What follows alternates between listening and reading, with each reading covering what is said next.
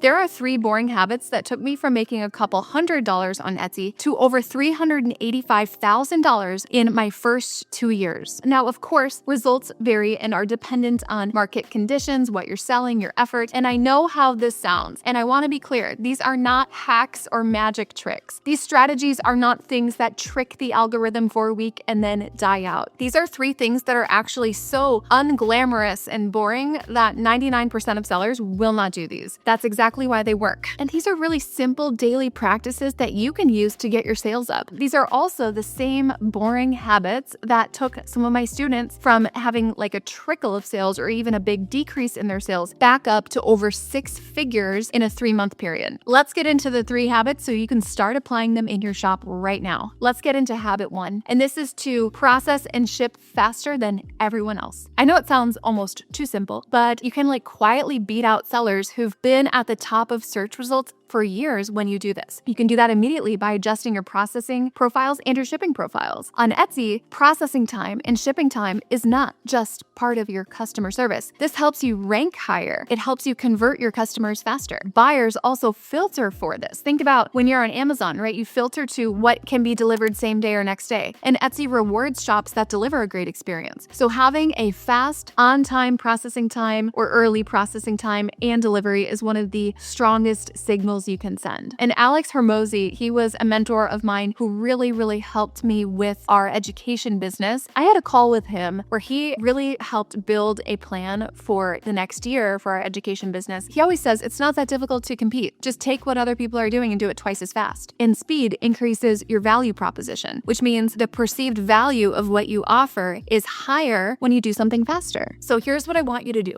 Tighten that window. If you are averaging 3 days, get it down to 2 days, get it down to 1 day, or look at your competition. What is their average processing time and ship time? Do it twice as fast. And yes, it takes working overtime. It might take some later nights to build this habit into your business. It's always going to be better to win the sale by shipping and fulfilling faster versus lowering your price. People are willing to pay more even for faster service, faster delivery. Let's say you make physical products, or maybe you do print on demand. And speed, you feel like that's a constraint. You feel like you don't have this much control over it. Then look to a smaller, more local production partner who can fulfill faster than Printify or Printful, or who can take on more demand than you in your home setup can fulfill. So I'm talking about maybe it's the local engraving shop, the local embroidery place, the local screen printing shop. Those are just some examples. And some of our sellers have had huge success in partnering with those smaller operations. When I say local, it doesn't need to be local to you. It could be in another state, but it's the idea of leveraging the capacity of a small business. So remember this, the way to beat out your competition is not to be twice as cheap, it's to be twice as fast. So go to your shop settings, look at your processing time, cut it, and then try to beat that processing time, beat that on every order so you're exceeding expectations. Now, this really only matters if people are actually landing on your listings, which brings me to this second habit. It's probably the one where I see sellers waste the most energy. In this habit, I would call it feeding your winners. And this is all about driving traffic to your highest value listings. Most sellers, they spread their effort evenly across the listings in their shop. They want to get traffic to every listing, right? That feels fair. That's logical. You'd want every listing to get traffic. That is also why they stay stuck. And the boring habit here is every day drive outside traffic to the listings that are already producing the most for you.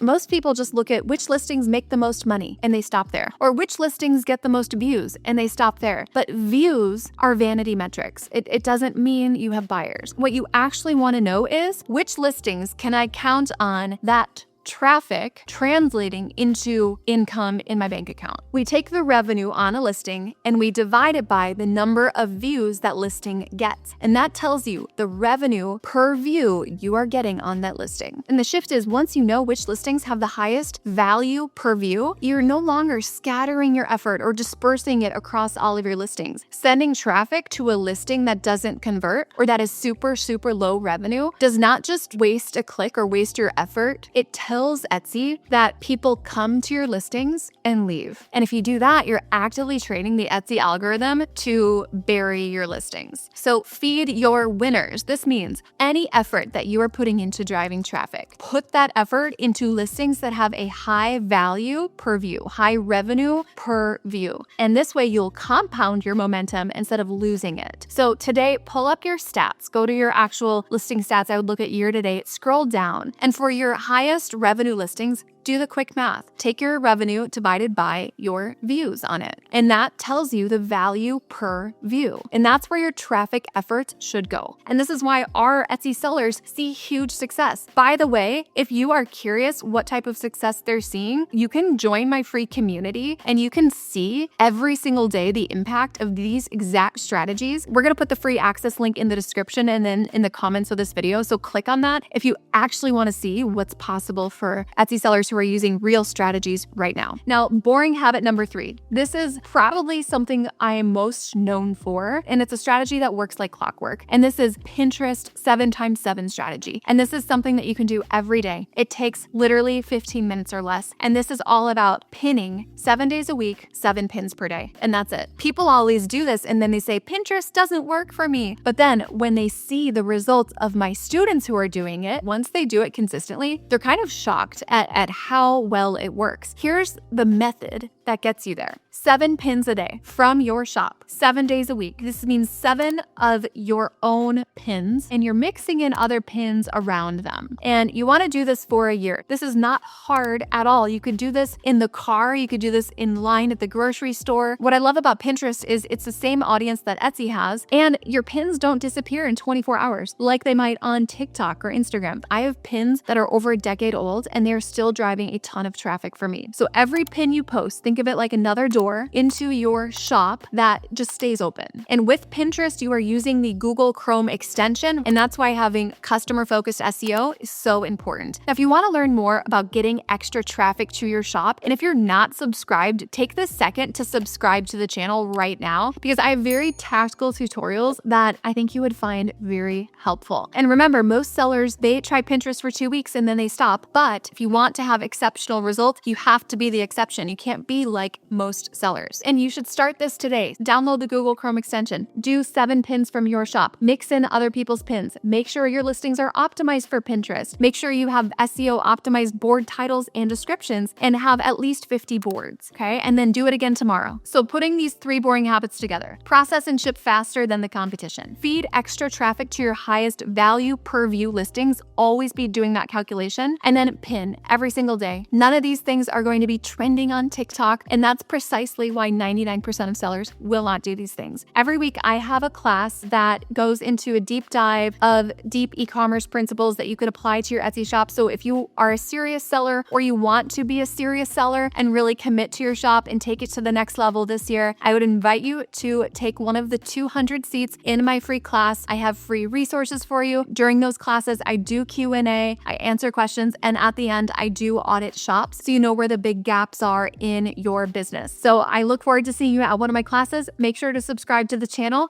and I'll see you in my next video.